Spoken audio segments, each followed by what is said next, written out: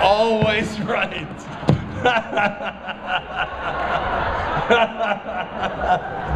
Hi, everyone. I'm sorry, did I mess up?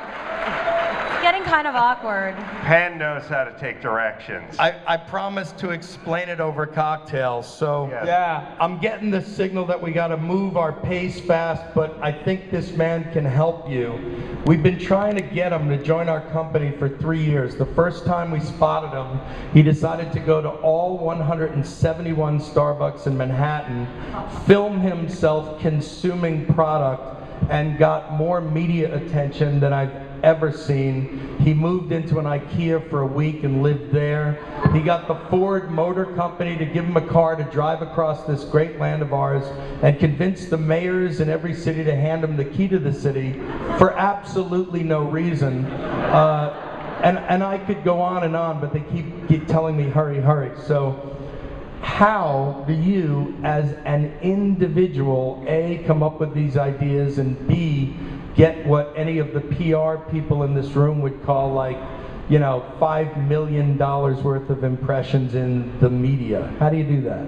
I just pick things that excite me, that a lot of times are real things. Like, I had a genuine fear of flying, so I stayed on a commercial airplane for an entire month to get over my fear with AirTran, and I set a Guinness World Record by doing that for a month. Last month, I have an internet addiction, so I stayed in my bathroom for 5 whole days. I barricaded myself in with no internet. And a lot of times, like, Drudge picked it up because it was a real, authentic thing that I think people could relate to. So, yeah, and everything I do media-wise is usually summed up in one sentence, and I think that that's attractive to social media and a lot of network people. But then, Yeah. do you literally call these people? I mean, you haven't worked with a hardcore publicist per se. So No, I've never had a publicist. How do you get people to respond to you? I mean, I think that's valuable to know. I mean, the idea of calling up CNN and saying, I want to be carried onto the stage live on NSA. I mean, how did you? I was carried across New York City. I wanted to prove to the world that New Yorkers were nice, so 155 random people in the city carried me across 9.4 miles in Manhattan, 11-degree weather, 19 hours.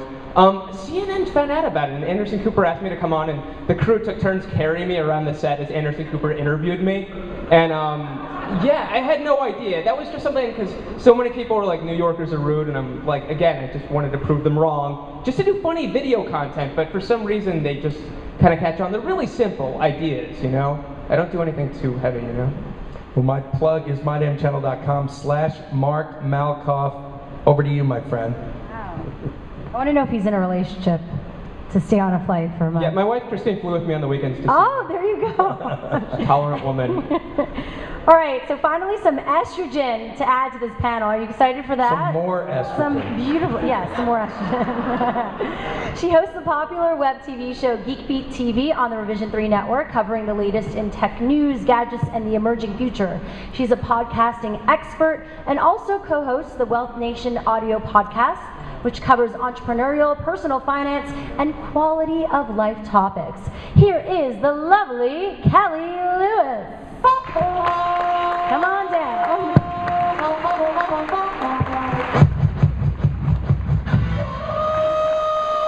I did it right. That was some hot music. Lady music. Lady music. F-word is important on this stage, so start placing bets, guys. On what? You guys, On what? You lost me. Come again. Come again. You guys have been nothing. Are you gonna swear, Kelly? No, no, no, no. All right. Never. Just keep it clean. Never. We're simply obeying late night rules, right? I know. Are we doing it correctly? They don't even know that they do it. Okay. Well, she's so much better than Ed McMahon. It's not even We did fun. the microphones right. We That did. time was perfect. Yes, It you was did good. very good, very good. Perfect. It was good. Well, thank you for being here. And I'm going to plug first. Geekbeat.tv is where you can see this lovely person. And you're talking to not the most technically savvy host that could have been up here tonight on stage, but I started by watching and realizing that every single day you are putting out a tremendous amount of information. So the assumption that I think a lot of us have is that we're doing this work kind of alone. I want to know, how did you start this? How is it built? How do you get that much information? And how many people are you now to do everything you do? Well, I mean, you're talking kind of how many hats does one person wear, right? So, just as an example, I mean, you have to be in this new media space when you're starting out, at least. You have to be everything. You have to be promotion. You have to be content producer. You have to be editor even at times. You have to, I have my business partner here, John P., and we're schlepping around our equipment like mules, right, ourselves. We don't have people to do that for us. And, you know, you are in control of every aspect of the business that you're creating. And what was the spark that started? I mean, if the info I researched was right, you started this at 14 years old. I guess you could go back that far. Well, I started to that's learn. What the bio says. I believe what I read on the internet, you know. You shouldn't do that. But No. tell me about the beginning. How did you get the idea that you were gonna, you know, well, and you also know college, right? Right. So when I was 14, I started to learn how to code, and at that time it was only HTML, so whoop-de-doo nowadays, right? But I started building my own websites from scratch and just learning that whole process. And I was always into technology, and started doing web development from there. No, I didn't go to college. I wanted to work for myself, and now I am, so that worked out. Sure, there are things that you miss not going to college, but I'm happy where I am. And so then I actually kind of, after the bubble burst, after the tech bubble burst, I got out of technology for about 5 years and had a regular day job. And then I started to itch, you know, just get ready to get back into something I loved to do. And that's when podcasting was coming along, and it was early 2005 when all of that was happening, very, very early in this whole phenomenon, and just grabbed it with both hands, went after it. Another topic that I think could help a lot of people is the idea of picking a partner. You, like Penn, are working with our friend Jim Lauterbach at Revision 3 now, so can you talk a little bit about that? Because again, there's an assumption that we're all kind of out there starting our own site, but at a certain point it feels like in order to get it to that mythical next level, whatever that is, fame, money, insert desire here, people have to pick a partner. So can you talk about that process? Yeah, so like we were talking about, you kind of have to be in control of all the parts, but there are some things that we're not good at. I didn't go to school to learn to be, you know, a salesman. I'm not a very good salesman. I don't know how to do it. So when you get to a point when you have some content, then in my eyes it was better to partner with somebody like Rev3, for example, who can work towards that goal and allow you to kind of focus on the content creation. Adam and I were talking earlier today about, you know, where are we in the kind of life cycle of this whole thing, and you know, some of us have been doing it for few years. You've been doing it for more. There's a lot of cynicism that says, you know, it sucks there aren't enough advertisers. I take this kind of positive approach that says, if this is cable TV, we're probably like in the second, third, maybe fourth year of it. How do you think it's going on the advertising side? How does it work for you? Is it getting better? And I ask a lot of questions. You do. Yeah, I know. Are you making money with advertisers, and how's it going?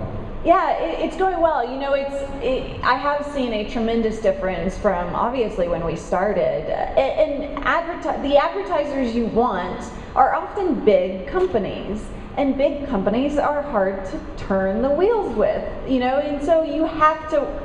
They're still moving along this process of learning why they would even want to advertise on online shows. But I have seen quite a big difference from 2005 to now. I mean, if you look out on the signage, even there are some big companies sponsoring here, sponsoring BlogWorld, and you start to see bigger and bigger companies participating. And it's just going to take some time. We are at the very beginning of all of this. I mean, we're in the baby stages. So it's going to get better. It already is getting better. give us a little bit of info about your time every day. How much self-love, self-promotion, push yourself, how much are you pushing out there versus doing the work? Well, that is part of the work.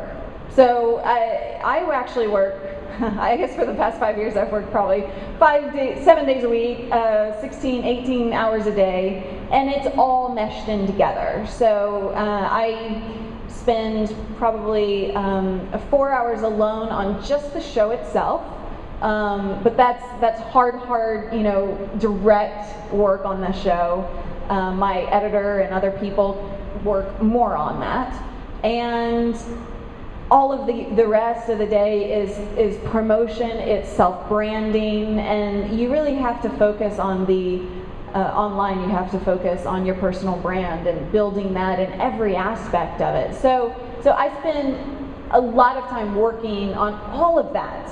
I don't know that you can take a piece out and say, well, this is, you can't really say, okay, well, I spend like 2 hours a day self-promoting. Well, it's all meshed in. I'm constantly on my phone on Twitter, promoting, doing things. So it's, yeah. So my last question for now, and then the audience is coming after our next very, very intense guest. If the world bends to your will and you get one or two of the things you want the most in your job, in your career to work perfectly, and it's 2 years from now, what happens? Say that again? 2 years from now, how big is big? What do you want to have happen? Oh, okay. Suck at asking this. No, you're fine. No, so 2 years from now, obviously my goals have changed from when I started 5 years ago to now. I am in the process right now of just building something bigger and better. I really think that diversification is something that we as personal brands online, our online personalities, that we have to focus on. Just trying to work in different areas. I don't want just a show, Geekbeat TV. That's not everything I am. I'm working on building out different branches of revenue streams, of business models, and just making, I'm going to take over the world. Okay. How's that for an answer? Go there. Shira, if you would, please, our final esteemed... Yes, well, before we go to our final guest, we're